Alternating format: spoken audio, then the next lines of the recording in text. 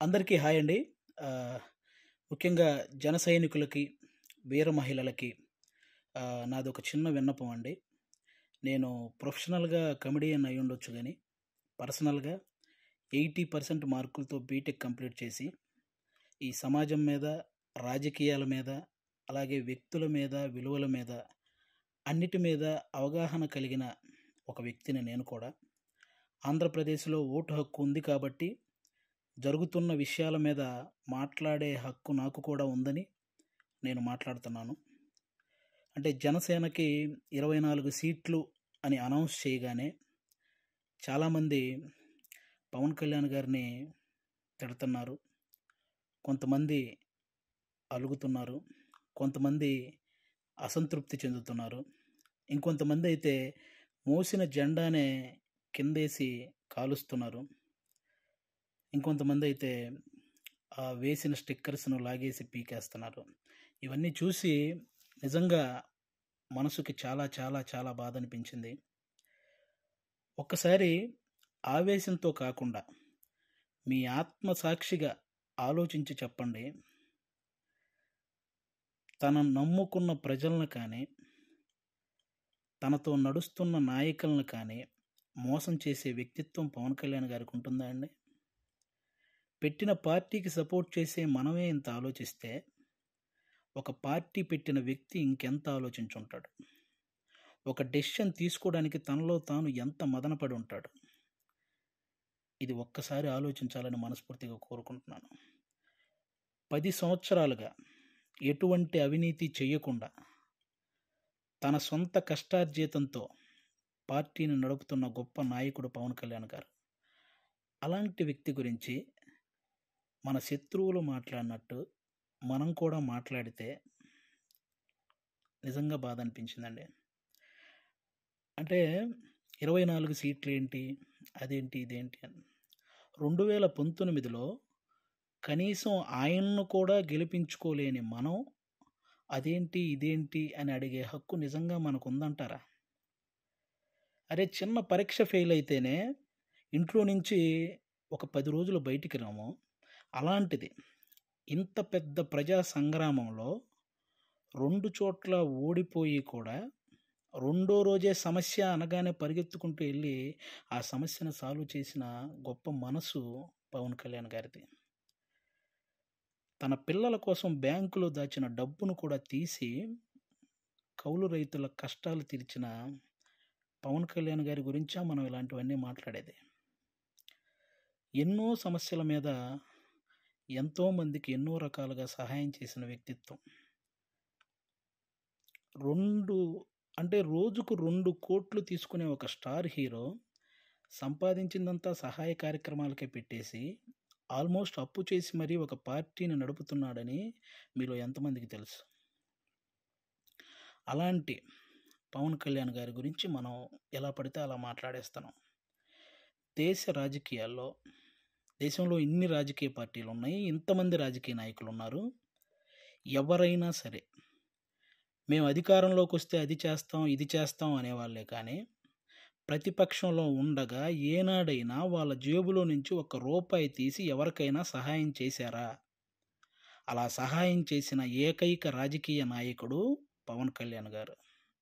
అలాంటి వ్యక్తిని పట్టుకొని మనం కులాన్ని తాకట్టు పెట్టాడు, పార్టీని తాకట్టు పెట్టాడు, ప్యాకేజ్ తీసుకున్నాడు అని చాలా ఈజీగా అనేస్తున్నాం. అమ్మలాంటి కులాన్ని, పార్టీని తాకట్టు పెట్టే వ్యక్తే పవన్ కళ్యాణ్ గారు. డబ్బుకు అమ్ముడుపోతాడా? ప్రతిపక్షంలో ఉన్న టీడీపీ కంటే అధికార పక్షంలో ఉన్న వైసీపీ దగ్గరే ఎక్కువ డబ్బు ఉంటది గదా! మరి అమ్ముడుపోయే వ్యక్తి అయితే వాళ్ళే కొనుక్కోవచ్చు గదా! ఎందుకండి ఈ మాటలు? పవన్ కళ్యాణ్ గారు ప్రజలు పంచే ప్రేమకు బానిస కానీ, నాయకులు పంచే డబ్బుకి ఎప్పటికీ బానిస కాడు, అవ్వడు.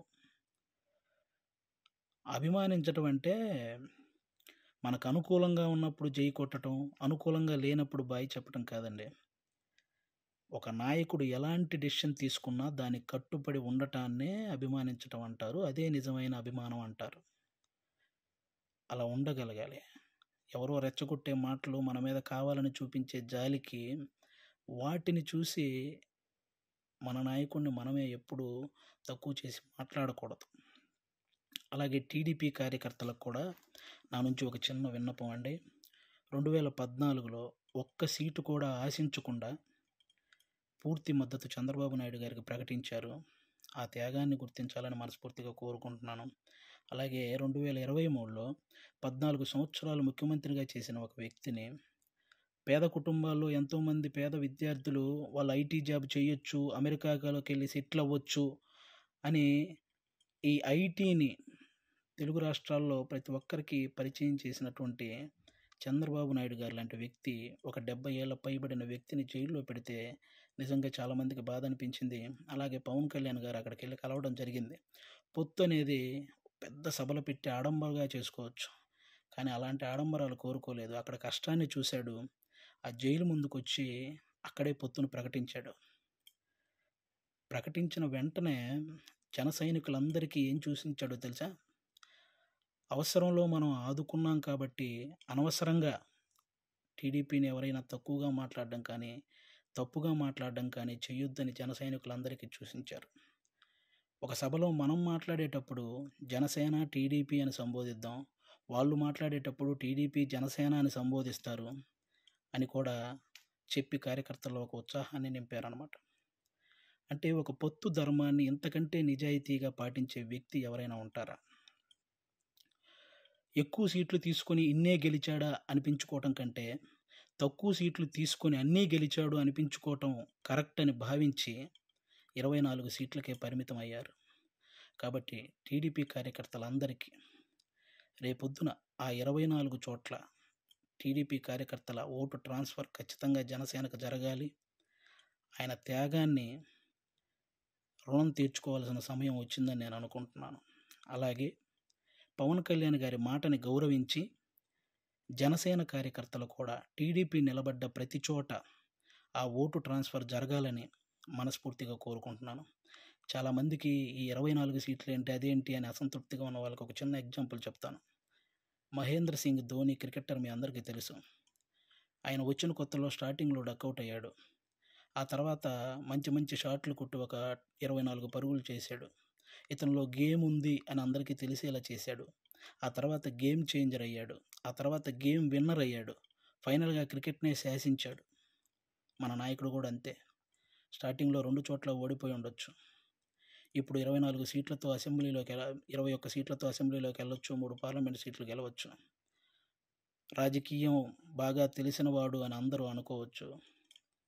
ముందు ముందు ఆయనే గేమ్ చేంజర్ అవ్వచ్చు, ఆయనే గేమ్ విన్నర్ అవ్వచ్చు. మీరు చూస్తుండగానే ఈ రాజకీయాల్ని శాసించవచ్చు. కాబట్టి ఎప్పుడు ఎవరిని తక్కువగా, అంత ఈజీగా ఒక పార్టీ నడిపే అధ్యక్షుడు ఎంత ఆలోచించుంటే ఇవన్నీ చేస్తుంటాడని గుర్తుపెట్టుకొని మాట్లాడాలని మనస్ఫూర్తిగా కోరుకుంటున్నాను.